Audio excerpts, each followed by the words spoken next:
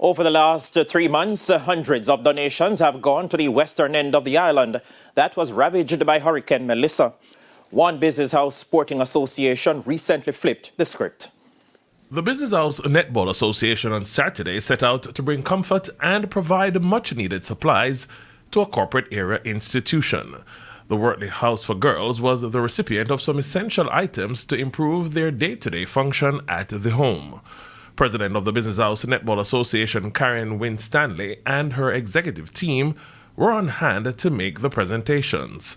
According to Winstanley, her association saw the need to extend their services beyond the game of netball. So we believe that sport should never ever be existing in isolation. It should be uplifting, it should inspire, and it should extend beyond the court into meaningful action. And that's what we're doing here today, really meaningful action. So we know, and I want to say that the young ladies of Wortley Home, they matter. Their futures matter. And while this contribution may seem small, it is given with genuine care and respect. So it is our hope that it serves as a reminder to them that the wider community is cheering them on, and we believe wholeheartedly in their potential.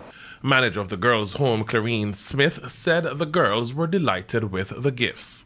Well, it is very important to the girls here because these girls would have them to have their bedrooms more excited, keeping it more clean and beautified, and they would appreciate it well. Winstanley committed to offering more assistance in the future. It is definitely a long-term partnership because it can't be one and done, because the needs are great, and though they have many contributors, every mickle, my mother normally says, makes a long mile, and so everything that they get counts for something. And so we believe that we will be journeying with them to the very end.